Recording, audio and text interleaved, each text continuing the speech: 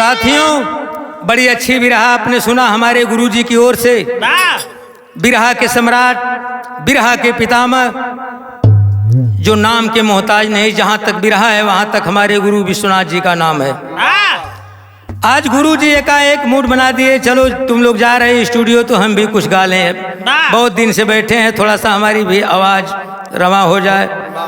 और गुरुजी अपने 2 शिष्यों को लेकर आए स्टूडियो में। बड़े अच्छे कलाकार हमारे चिरैया कोट की धरती से चलकर आए हुए हमारे बड़े भैया, गुरु भाई हमारे रमेश भैया, और हम गायक कलाकार केशवलाल यादव, सिधौना अमेहता गाजीपुर से। गुरुजी कहे आज दोनों शिष्यों को लड़ा दिया जाए, देखें किसमें कितना पानी है। हमारे गुरु विश्वनाथ गुरुजी के सगे भांजा सिया राम कवि जी, जो नाम के मोहताज नहीं, जो बिरहा में जिनका जलवा है। कौन नहीं जानता सिया राम कवि के नाम को।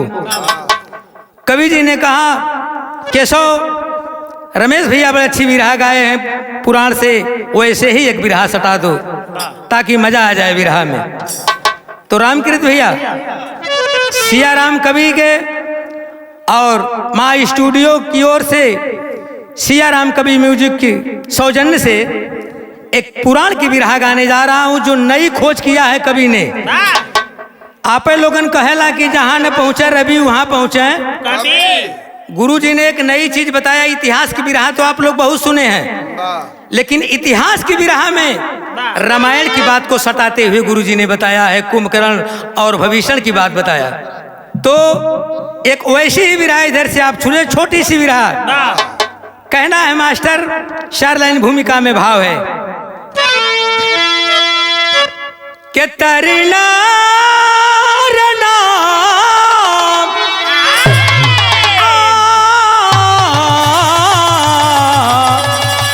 अरे मोर रामा ओ राम,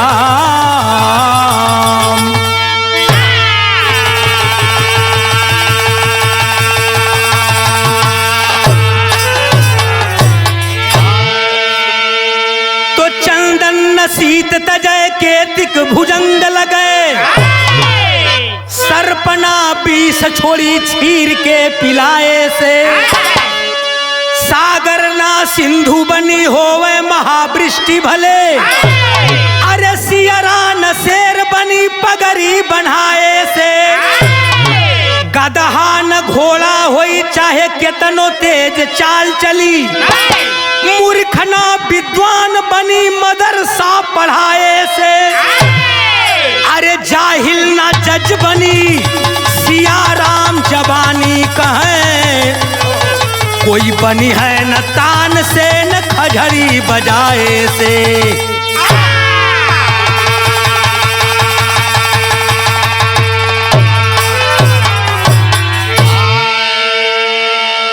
तमाम रामायण की बिरहा आप लोगों ने महाभारत रामायण सुना, लेकिन हमारे कवि सिया राम ने एक नई चीज रामायण से खोज निकाला है। जरा गौर करेंगे। कव्वाली के मुन्ना मास्टर तनियावा।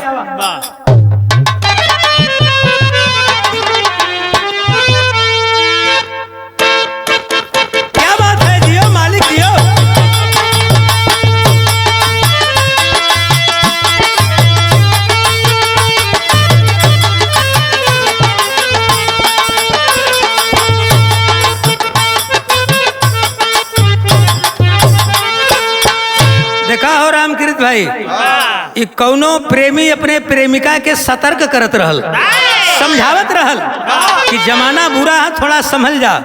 का कहलेस? यह कहलस कि लड़के हैं ऐ मेरी जान, अरे लड़के हम मोहल्ले के शैतान मेरी लैला।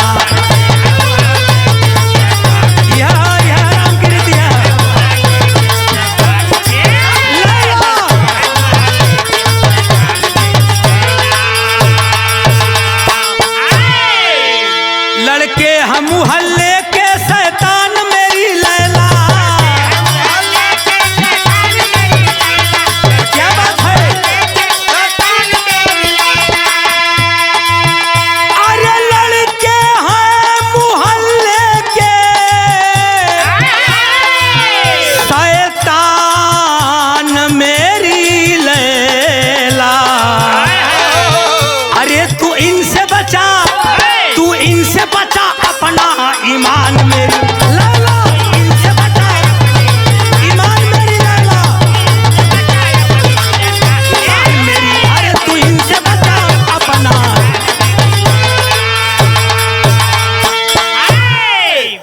संतों का, ऋषियों मुनियों का देश रहा है काशी नगरी में। ऐसे ऐसे संत इसी काशी नगरी में थे। हमारे गुरुजी ने गाया था, विश्वनाथ गुरुजी ने, कि मरी हुई लाश को भी संतों ने जिंदा किया। रामनगर में, विदेश में, अरब देश में भी जाके संतों ने जिंदा किया है मरी हुई लाश को। उस नगरी की बात बता रहा हूं जो ऋषियों मुनियों की धरती मानी जाती है। बाबा भोलेनाथ की त्रिशूल पर बसी हुई काशी नगरी में कैसे कैसे लोग थे। लिखा है कवि ने, ऋषियों की वाणी में कितना दम था मित्रों, जरा गौर करेंगे कवि की लेखनी पर।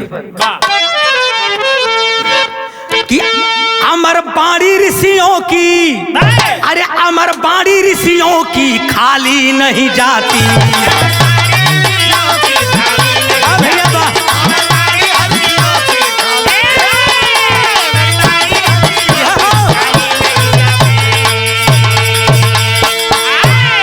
अमर बाणी है ऋषियों की खाली नहीं जाती। तैयारी में, तैयारी में।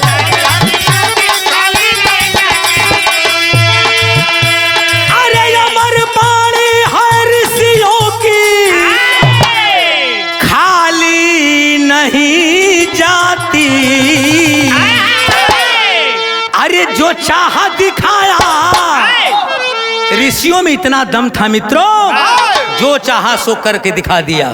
कहना है कि जो चाहा दिखाया, जुबा खाली नहीं जाती। जो चाहा कर दिखाया, खाली नहीं जाती।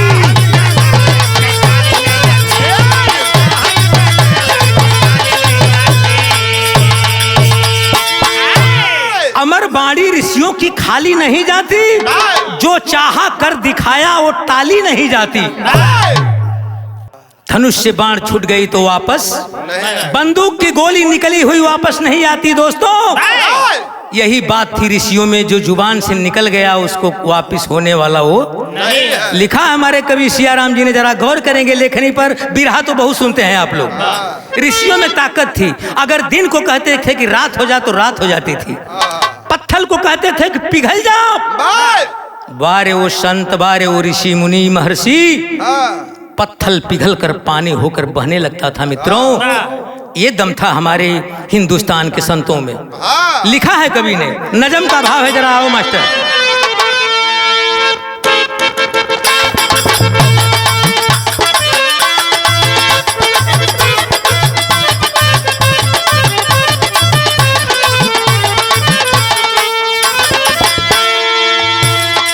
कहा जो रात को, बारे ओ संतों की शक्ति, कहा जो रात को दिन है तो दिन निकलता था। कहा जो रात को दिन है तो दिन निकलता था। कहा पत्थर को पिघल जा तो वो पिघलता था।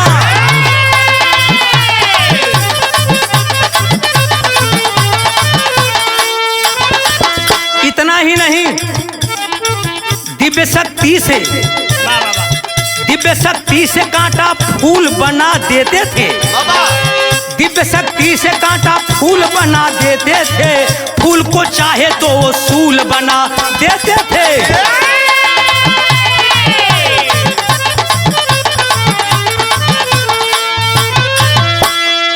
जमियो आसमा, अरे आसमा, जमियो आसमा दिनकर शशि के छाया में। जमियो आसमा दिनकर शशि के छाया में। निकल पड़े हैं समुंदर की तब वो माया में। लिखा है कवि ने, बनी हड्डी से, बहुत बिरहा सुनते हैं, जरा सुनेंगे इस बिरहा को। बनी हड्डी से शिव पिनाक मानी जाती है। बनी हड्डी से शिव पिनाक मानी जाती है। उसी महर्षि दधीची के ये कहानी है। दधीची मुनि का नाम कौन नहीं जानता। सुने, हमारे चिरैया कोट के रमेश भाई ने गाया पुराण में, रावण की बात आई, बड़ी अच्छी बात सुनाया हमारे गुरु भाई रमेश ने। उसी रावण और उसी मुनि दधीची की बात बताने जा रहा हूं, जरा सुनिए। विद्वान पंडित था रावण, प्रकांड विद्वान था रावण।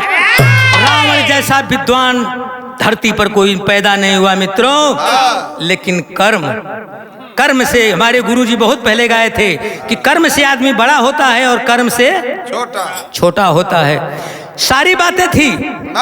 लक्ष्मी जी से पानी भरवाता था रावण, पवन देवता से झाड़ू लगवाता था, स्वयं ब्रह्मलोक को उठा के ला करके लंका में रख दिया। कहा, अय ब्रह्मा, जिसकी उम्र कहूंगा घटा देना, जिसकी उम्र कहूंगा बढ़ा देना।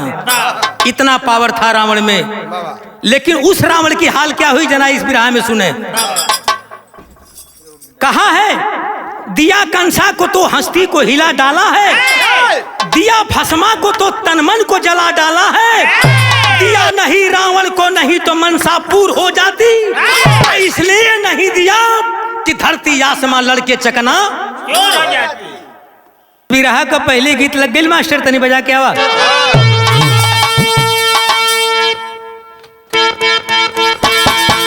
क्या बात है जियो।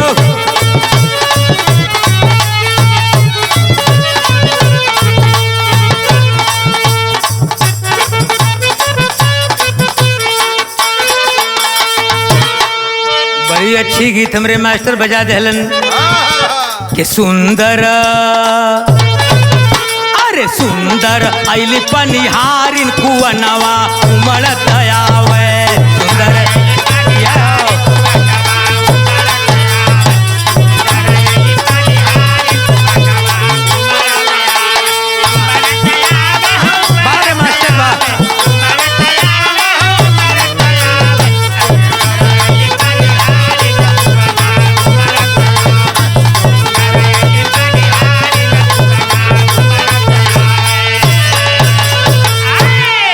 गाना के अंदर कवि ने भाव लिया है, उस महाबली रावण ने धनुष बाण उठाया और चल दिया। कहाँ चला?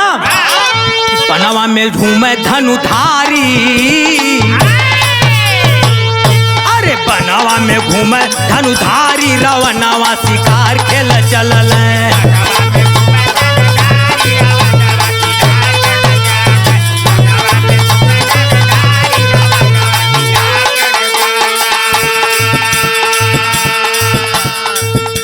रावण महाराज धनुष बाण उठाया और चल दिया जंगल की ओर शिकार खेलने। बियाबान जंगल में जब पहुंचा लंकापति रावण, एक घटना घट गई जंगल में। घटना का घटल मास्टर, अरे रहिया पकड़ के आवत रहल एक बटोहिया, वही जंगल में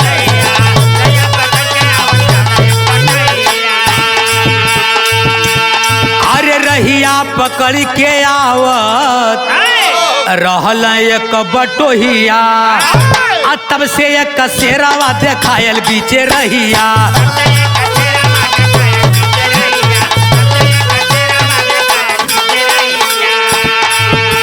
तसीरावा पर आयल संकट भारी, अरे सिरावा पर आयल संकट भारी, रावणवा शिकार खेल चलल।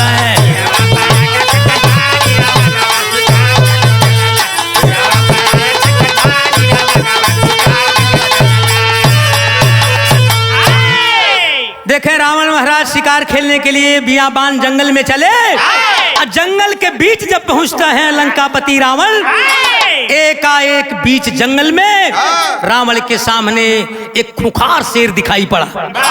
थरथरा गया वो रावण। अरे शेर, खूंखार शेर को जब रावण देखा घबरा गया। जंगल बियाबान में जब घबराने लगा रावण, मित्रों सोच रहा है लंकापति रावण, क्या सोचा? तरज बदल मास्टर।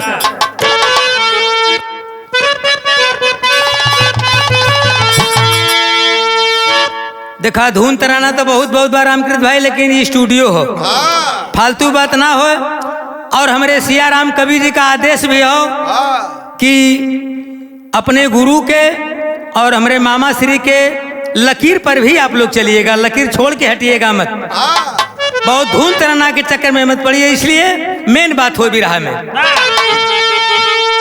कि डूबी मरबोए राजा, अरे डूबी मरबोए राजा, जय बाजो पूर्व के देशवा।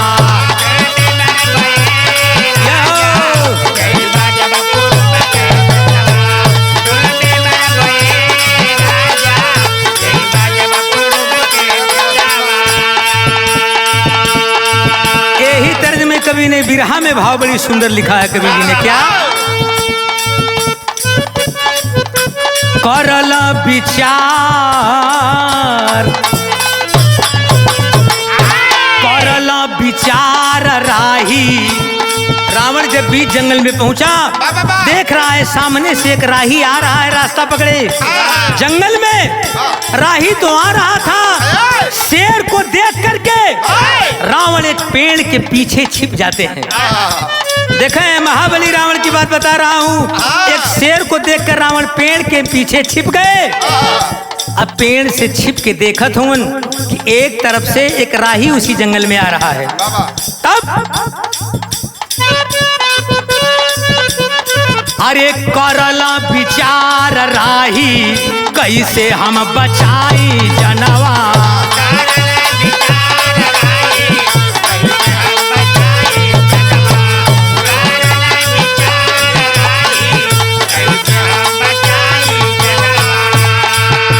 तब से अचानक आयल, तब से अचानक आयल एकाएक मुनि का धनवा।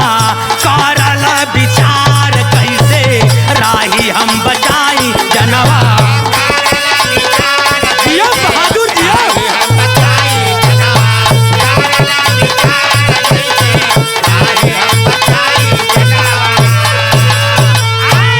रावण महाराज शेर के देख के पेड़ के पीछे छिप गईलन।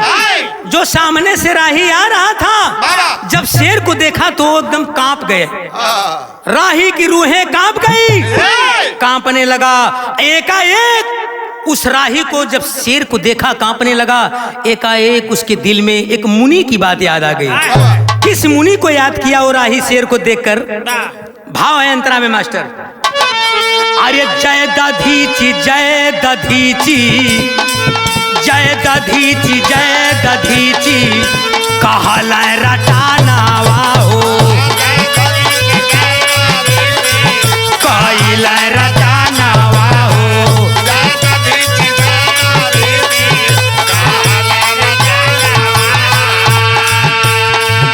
छिप के दसानन देखत, छिप के दसानन देखत रहल कुल घटानावा हो। रावण महाराज देखत हुआ सारी बात।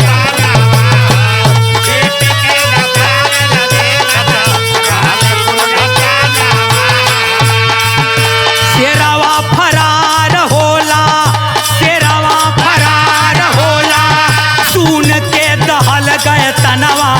करला विचार राही, कैसे हम बचाई जनवा।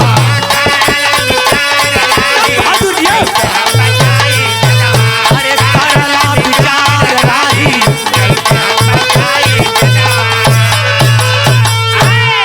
शेर के देख के रावण महाराज पेड़ के पीछे छिप गईलन। और राही सोचलन कि ये शेर से जान कैसे बची। जय दधीची का वो राही नारा लगाने लगा।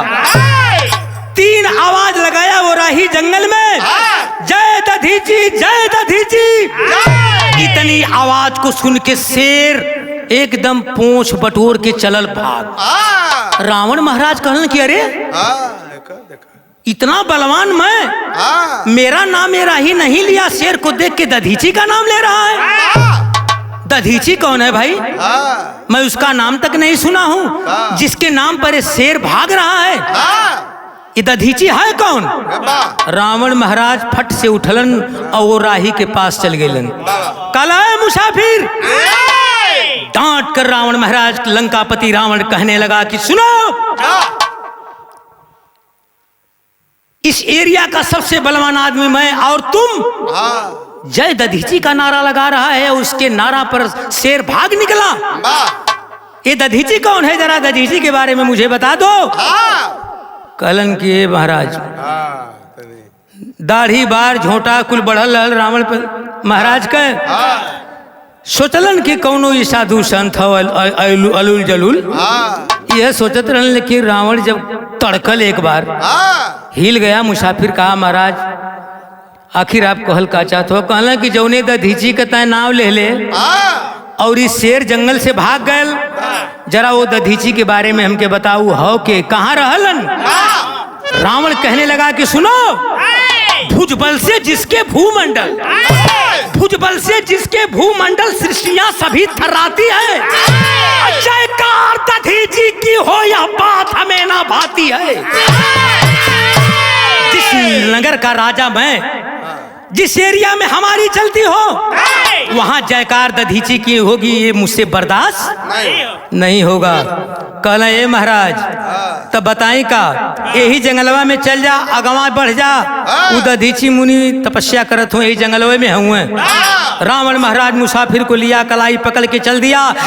जब चलन हो बाबू, जाके वो दधीची के पास गईलन, पूछे लगन रावण महाराज कौन हो।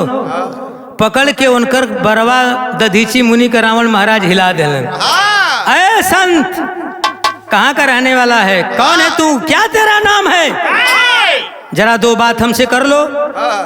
अरे तेरा नाम लेने से जंगल से शेर भाग रहा है, तुम है कौन। कल हमारा तो नाम दधीची हो भैया, कहल का चाहत हुआ।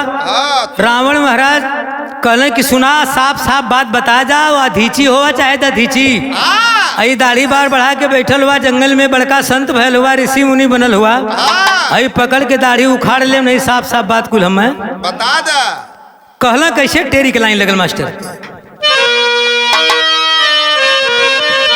रावण महाराज कहत हुए कि अरे जंगल में तू मदारी मत करा, तोरे ऐसा दाढ़ी बार वाला हम बहुत साधु संत दिखले, अपने आप को ऋषि बता रहा है।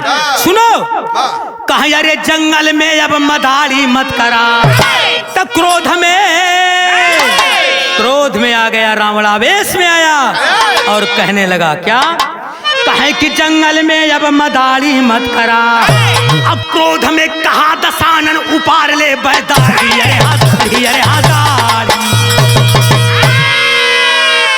क्रोध में कहा दशानन उपार ले बैदारी, और जंगल में अब मदारी मत करा। ये अदाड़ी मदाड़ी हमके मत दिखावा, साफ साफ बात बतावा। तब बात आगे बढ़ गई। कल सुना, हमारे पावर के जानल चाहत हुआ। रावण महाराज कलन तेरे अंदर दम है तो कुछ दिखाओ। कल का पूछल चाहत हुआ। रावण लंकापति नरेश ऊंची आवाज में आवेश में कहा कि आए दधीची, अपने आप को ऋषि मुनि बनता है तो आज 10 दिन हो गया हमको लंका नगरी छोड़ के। 10 दिन से मैं अपनी नगरी छोड़ा हूँ, जरा यहीं बैठे मेरे लंका नगरी की हाल बता दो कि मेरे महल में इस समय क्या हो रहा है, यही बताओ तो हम जान जान। दधीची मुनि कहना ये महाराज बता दे कि यही दिन से तोके दिखाई दे। कहला रे सरवा पक्का मदारी देखा था, ये दिखाऊ दे काहे भाई। कहला दिखवाई के फिर हुआ, कहबा तो लंकवा उठा के यही मंगा दे जंगलवा में। कहला ऐसी बात, आवेश में आया रावण, कहा खबरदार, जो बड़ी बड़ी बातें हक रहा है हमारे सामने, अभी तेरी दाढ़ी और बार उखाड़ के फेंक दूंगा। इतना तेरे अंदर पावर है कि हमारी लंका तू उठा के जंगल में ला देगा। शर्म नहीं आ रही तुझे बकवास करने में। थर थर आ गया रावण की, बाप रे बाप। कहना सुनो, अभी दिखा दे रहा हूं। दधीची मुनि कैलन का चौलरिया लगाओ मास्टर, तैयारी में। अरे बारी उमर कमर लचकनिया, बारी उमर कमर लचकनिया, गोरिया खींचे निहुर के पनिया, गोरी का झूले झूलनिया। बारी उमर बारे राम की भाई बा, गोरी का झूले, बहुत अच्छे बहुत अच्छे।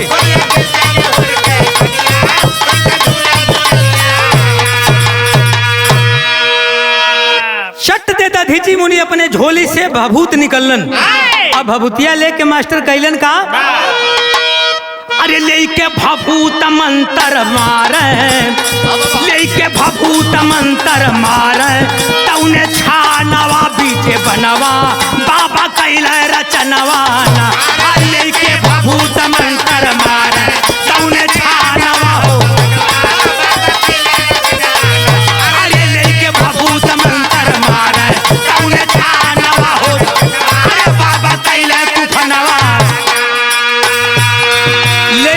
भभूत मंत्र मारे तो उन्हें छनवा हो रजनवा। अब बाबा कैले हैं तूफानवा ना। बाबा एक गजब करिश्मा कर दीजिए। दधीची मुनि, दधीची मुनि की हड्डी से दूरा आप सब लोग जानते हैं कि सारा वज्र बना था।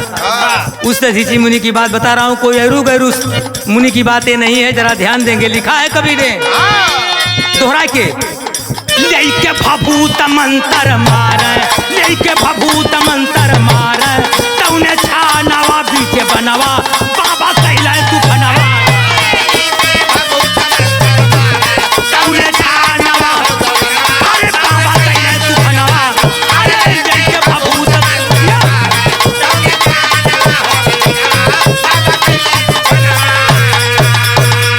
झोली से भभूत निकलना न परोर के जमीनिया पे फेंक दिलन। ए भैया हो, जब वो रखिया झोलिया में के निकाल के परोर के फेंकल जमीनिया पे मास्टर, दधीची मुनि तो वो मटिया जमीन पे गिरल तो भयल का। देखें यही बिरहा की मेन पॉइंट है। कोटेशन की बात लिखा है सियाराम कवि ने, गौर करेंगे। अंतरा में थोड़ा अंतर देके हम बोलते हैं। पैदा कैला तू को गवरैया, अरे पैदा कैला तू को गवरैया। मुनिवर बोले सुना हो चिरैया, मुनिवर बोले सुना हो, अरे चिरई कहे सुना मुनिराई, मुनिवर कहे सुना मुनिराई। जल्दी देर लगावा न जाई, अरे जल्दी उठा के लंका लावा, जल्दी उठा के लंका लावा। मोरे समानवा हो तूफानवा, बाबा कैले तूफानवा, अरे लंका उठा के दिया, अरे बाबा कैले तूफानवा, अरे जल्दी उठा के लंका लावा। पीछे बानवा हो, अरे बाबा कैले तूफानवा। कहले जल्दी उठा के लंका लावा, यही छनवा हो समनवा। बाबा कैले तूफानवा ना। रावण महाराज थरथरात हूं कि अरे ये गौरैया चिरैन के बनाए के, ये चिरैन के भेजा थो लंका में, लंका वे उठा के लिया वे बदे। ये कौन चिरई है ये भाई? ये तो पक्का मदारी देखा थो। हमार सोने के इतनी बड़ी लंका ये गौरैया चिरैन से आई। देखा मास्टर ऐसा बतेवल बुझा थे, सब देखत रहूं बैठ के। कहला ऐसे ही गौरैयन से ईंटा तैबे न करी, आई हमारे इतनी बड़ी लंका कैसे उठा के लेके आई चिरैया ये भाई? कहला अरे यार इका भंकसबाजी बतियाओ, थोड़ी दाढ़ी बार बढ़ा के इतना सीखी। दधीची मुनि कहलन कि महाराज 5 मिनट और सब्र करिए, सब आपके सामने दिखाई देगा। सोच रहा है रावण, थरथरा रहा है। जिसके भूमंडल से सारी सृष्टियां थर्राती थी, आज वो असमंजस में लंकापति रावण पड़ा है। मित्रों सोचने की बात है। हमने बताया कवि ने अजीब सी चीज ढूंढ निकाला है रामायण से। लिखा है कवि ने क्या? आल्हा में भाव है मास्टर।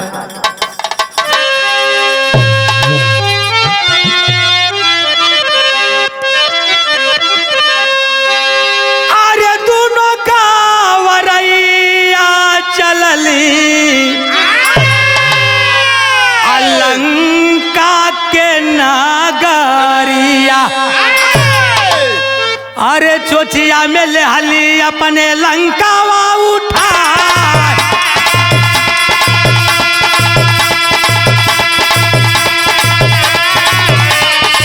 ए भैया चोचिया में ले हली अपने लंकावा उठा।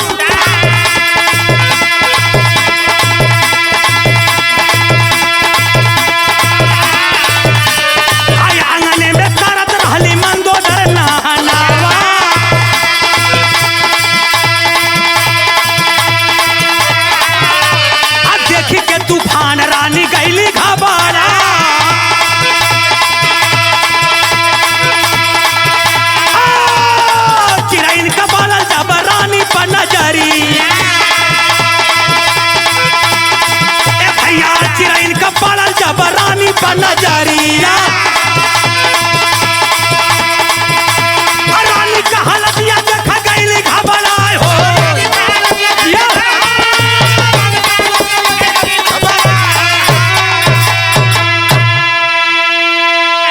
गौर करेंगे साथियों, दोनों गौरैया चिरई पहुंचलिन जो सोने की लंका थी। एक कोना पर एक चिरई चोंच से पकड़ती है, दूसरे कोना पर दूसरी गौरैया चिरई, और दोनों चिरैया चोंच में लंका नगर के पकड़ के उठा ले ली। जब उठौलिन प्रमाण मिलता है उसी समय लंकापति की धर्म पत्नी स्नान कर रही थी अंगना में। आय हाय, स्नान करते हुए जब देखी दोनों गौरैया चिरई, जब लंका ऊपर उठी, लंका डगमगाने लगी। दोनों गौरैया चिरैन का निगाह पड़ गई रानी के ऊपर। देखती हैं मंदोदरी गर्भणी अवस्था में थी मित्रों, लड़खड़ाने लगी मंदोदरी, भीगे तन में कपड़े भीगे हैं और लड़खड़ाने लगी। जब इधर उधर डगमगाने लगी लंकापति की रानी मंदोदरी, दोनों चिरैयन के दया आ गई। ले बाबू, कहली लंका तो उठा के ले चल, उड़ के जंगल में जायल जाई, कहीं ऐसा न हो कि मंदोदरी का गर्भपात हो जाएगा तो बहुत बड़ा पाप हम लोगों को लग जाएगा। हाय हाय, गौरैया चिरैन कितना रहम आयल बाबू कि फिर वापिस वो लंकवा के आसमान में लेके उड़ल रहनी, लेकिन फिर ले जाके वो धीरे से रखे में वो लंका तनिक करवट रखा गई। बहुत आप लोग सुने हुए, किसी ने गाया काशी करवट, किसी ने गाया द्वारिकापुरी करवट। हमने सुना था राम कैलाश दादा के मुंह से अयोध्या को भी करवट गाया था राम कैलाश दादा ने। सिया राम कबीर ने ढूंढ निकाला कि करवट तमाम लोगों ने गाया, तो एक लंका करवट की भी विरहा गा दी जाए। देखें, लंका तो गौरैया चिरई रखलिन, लेकिन तनिक करवट हो गई। चिरैया छोड़ के चली अलिन जंगल में। रावण महाराज देखलन, कहना है देखा अभी पक्का मदारी है, बेकर बार उपारे खींचे, अब एकर दाढ़ी ऊपर आई। चिरैन के भेजले रहला हमार लंका ले आवे के, मनबे न करी। कल सुना, अरे तभी ची मुनि हैरत में है कि भाई क्यों, कि मेरी जुबान खाली गई, क्यों लंका नगरी लेकर नहीं आए तुम लोग। गौरैया हाथ जोड़ के कहलेन कि प्रभु मुनि जी, लंका उठा के लेके हमने आसमान में उड़ गए रहली, लेकिन ये प्रभु दया आ गई, मंदोदरी स्नान करत रहलिन और उनके पेट में बच्चा दिखायल हमने के। सोचली हमन के इतना दूर लेके चलब, लंका हिली, मंदोदरी के गर्भपात हो जाई, हमने के बड़ा हत्या लग जाई प्रभु। यही लिए हमन लंका के रख देली। एक कमी भइल है प्रभु कि लंकावा रखे में सीधा ना रखाई, तनी से करोट हो गई। रावण कहलन कि अरे इसका मतलब कि ये सब लंका को उठाई थी, हमारी रानी मंदोदरी गर्भणी अवस्था में है, ये चिरई गईली ना तो जनली कैसे। मान गया रावण, बलशाली पुरुषार्थी रावण लंकापति नरेश मान गया कि हाँ ये गौरैया चिरई हमारी लंका को आसमान तक उठाई थी। रहम आ गई इनको, नारी के दुख नारी जाने।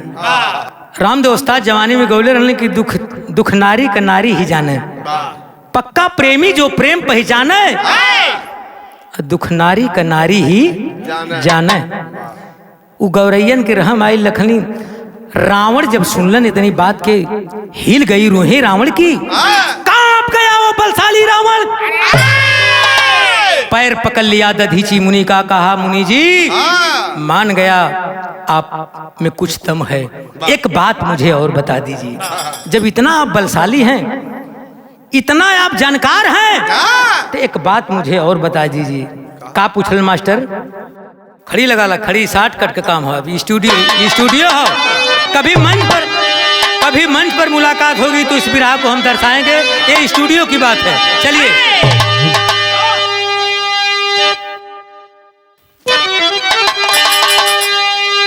के पूछा मुनि राई, अरे पूछा मुनि राई से रावण तब करम की गतिया, अरे व्याकुल दस कंधर का सुन के फाटल छतिया। अरे जियो बहादुर जियो, यह बिरहा यही का नाम बिरहा हो।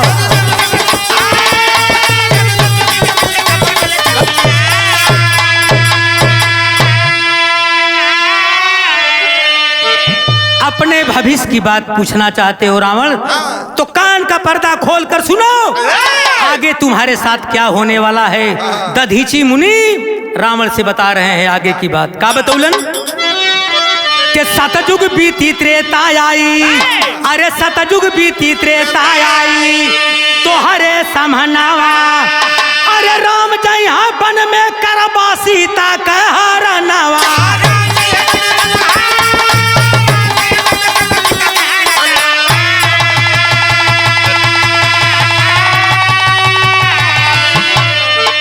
आए रावण महाराज, जिसको अपने बाहुबल पर तुम्हें इतना नाज है, इतना घमंड में फैले हुए हो।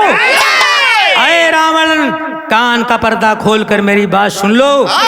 कभी घमंड नहीं होना चाहिए दिल में, और जहां मैं तहां मैं नहीं। तब बतौलन बड़ी ऊंची बात दधीची मुनि लंकापति रावण से क्या कहे, कहा हमारा वंशज राम जब भगवान मर्यादा पुरुषोत्तम श्री रामचंद्र जी सीता के साथ जंगल में जाएंगे और तुम सीता माँ का हरण करेगा, तब तुम्हारे विनाश की घड़ी तेरे सर पर नाचेगी। और होगा क्या ये सुनो, कि हमारा वंशज राम अरे बनी है तोहरो घातिया, तब व्याकुल दशकल धर का सुनी के फाटल छतिया। हमारे वंश से राम के हाथे तोहर नाश होई रावण। जगत जननी, अभी हमारे गुरु विश्वनाथ गुरु जी बिरहा के पितामह सम्राट जी ने अभी इतिहास की बिरहा में बताया कि जगत जननी का हरण किया था रावण। मंदोदरी समझाती रही, लाख समझाई, लाख समझाती रही मंदोदरी, लेकिन यहाँ तो घमंड में चूर है रावण, किसी की बात नहीं सुन रहा। मंदोदरी धिकारी रावण को कि उत्तम कुल पुलस्त में जन्मल वंश बोहार बाटा, अब बनल दऊ का सार बाटा। माई तोहरी जात का धोबिन ब्राह्मण बाप तोहार रहल, वही का लइका तू हुआ, तोहरे में दोगलपन बाय भरल। कहाँ तलक से हाल कहीं औलाद तोहार छली अव्वल, अरे हर लाए कौशल की कन्या जो 5 बरस की उम्र रहल। यह तुम मनसेधु बनेला, दूसरे का मेहरारू चोराए के लिया के बाँ फुलावत हुआ, यह मनसेधु हुआ। दम होता आदमी से लड़ा। मंदोदरी धिक्कारती है कि कैला रामचंद्र से रगड़ा, ऐ रावण कैला रामचंद्र से रगड़ा, हमसे काहे करेला झगड़ा। झगड़ा नरक कुंड के भरे बदे तैयार बाटा, अब बनल दऊ के चौपट भैली तुहार चलकिया। मंदोदरी कहलस की यही घमंड आपको नाश कर रहा है। सुन लीजिए, जगत की जननी है। अरे एक इतिहास है माँ जानकी जी का, सतियों में एक नाम आता है माँ सीता जानकी जी का, और बड़ी बड़ी बातें सुना रहे हो मुझे। पतिदेव मेरी बात समझ लो, कौन नारी अपने पति की बुराई चाहेगी। तुम्हारी भलाई होगी। जगत जननी को मर्यादा पुरुषोत्तम भगवान राम के हाथ ले जाकर सौंप दो, और नहीं धिक्कारती है, नहीं माना रावण। तब मंदोदरी कह रही है कि चौपट भैली तुहार चलकिया, चौपट भैली तुहार चलकिया, कट गई तोरे बहिन का नकिया। हम जानी ला जमन तू बड़का इज्जतदार बाटा, अब बनल दऊ का। तब आखिरी बिरहा के मेन पॉइंट दधीची मुनि ने रावण से बताया है। क्या बताया कि तोहरे बहिनिया के, ऐ रावण तोहरे बहिनिया के नकिया कटाई, अरे जैबा जब घमंडावा में तुहरी तराई।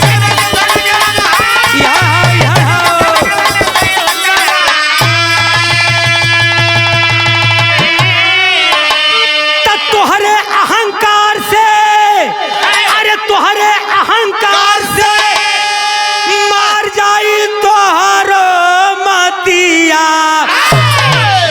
अव्याकुल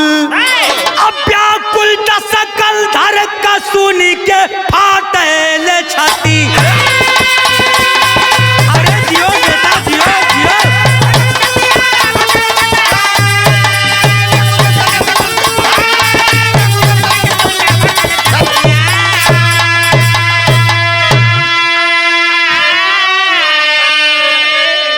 बिहारी गुरु रमन रतनलाल मुरबाका,